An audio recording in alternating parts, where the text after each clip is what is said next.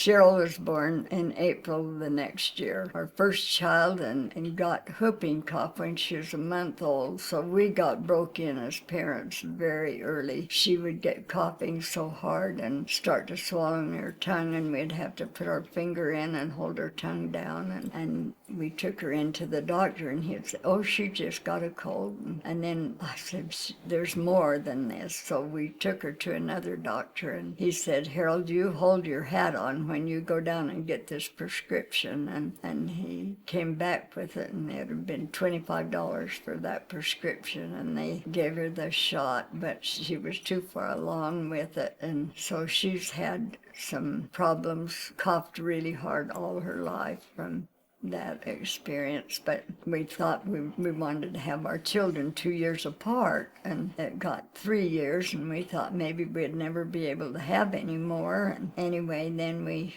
went to a doctor, and he said, "You just go home and forget about it and relax." And our other daughter came along, and my father-in-law came in, and he said, "Well, you're a twin, aren't you?" And I said, "Yes."